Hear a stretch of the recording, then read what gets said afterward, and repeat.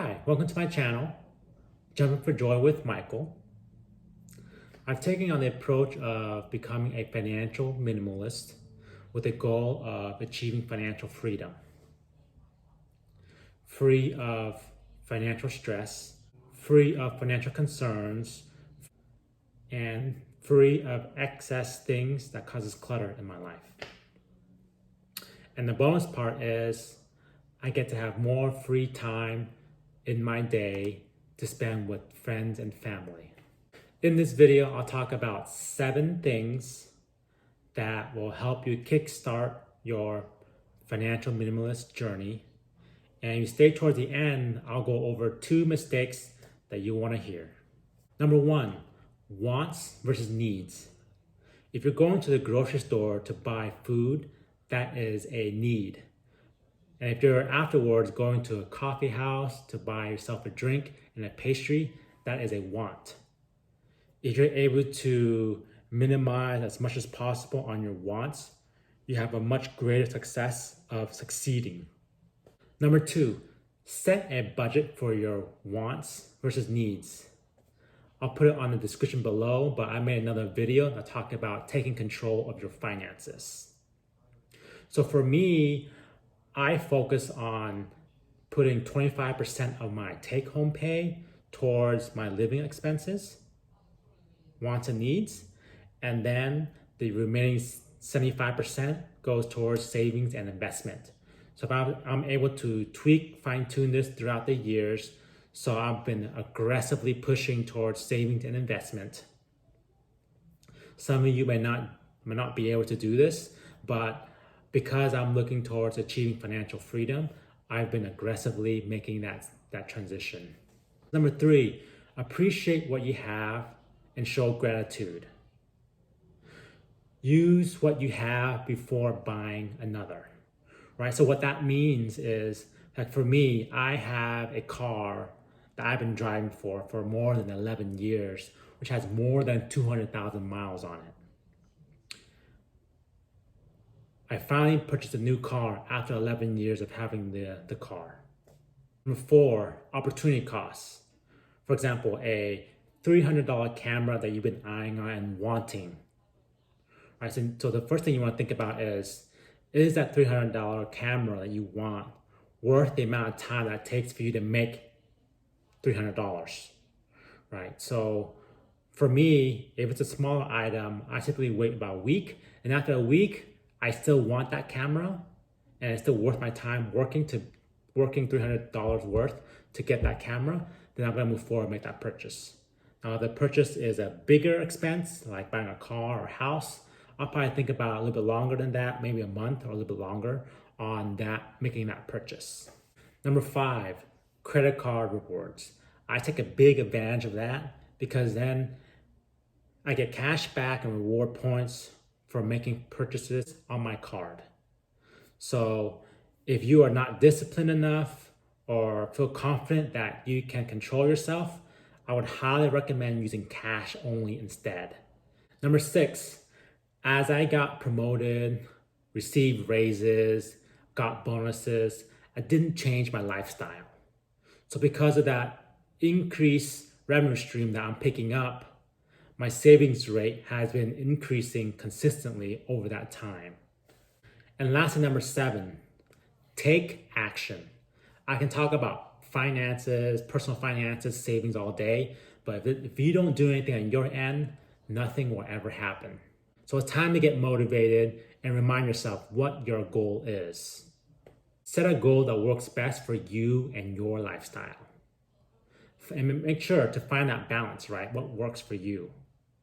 Don't do exactly what I did because that what works for me may not work for you. I do want to make a recommendation is to focus on quality over quantity, right? So I want to be able to live a healthy lifestyle so that way when I do reach that goal of mine, I'm able to enjoy the fruits of my labor.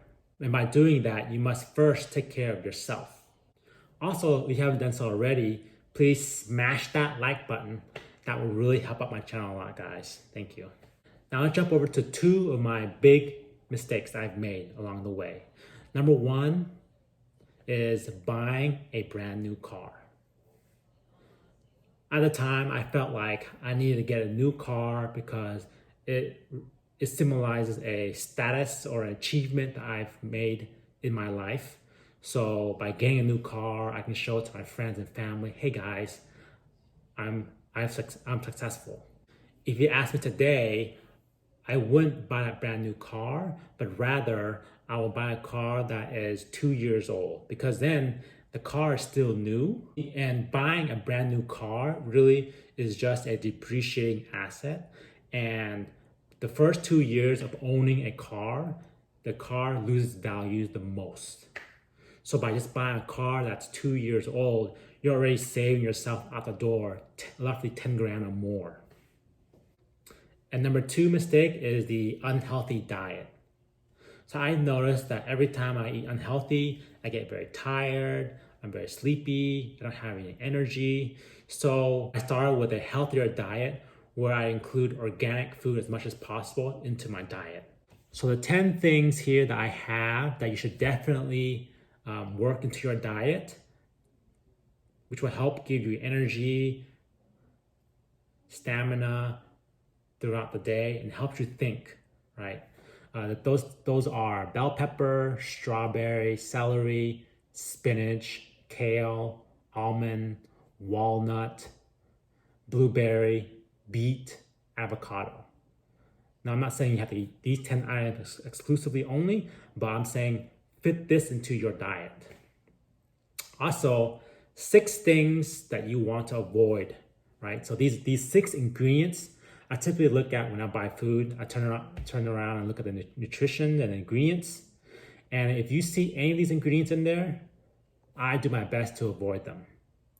So number 1 on the list is white sugar, cane sugar, brown sugar, fructose. I do my best to avoid these items. The substitute to these sweets is monk sugar. It has low glycemic, which is a natural form of sugar for your body.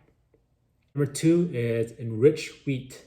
So example is going to be white bread, right? So these has no nutritional value, doesn't give you any health benefits. 3 is carrageenan, which is known to cause cancer. So I've noticed a lot of the ice creams have that. So just kind of watch what ice cream, which ice cream has this ingredient, and avoid those as much as possible. Number 4 is monosodium glutamate, which is also known as MSG or yeast extract.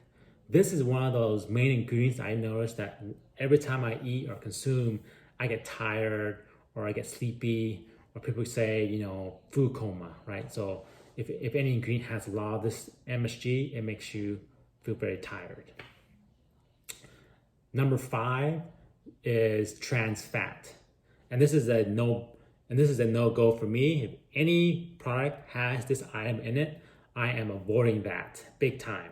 So trans fat, basically what it does is it clogs your arteries. Number 6, rule of thumb that I like to say is if you can't pronounce it or you don't know what that ingredient is, avoid it. Because most likely it's not good for you. I hope you enjoyed my content. Please like and remember to subscribe to my channel. I'll talk more about personal finance.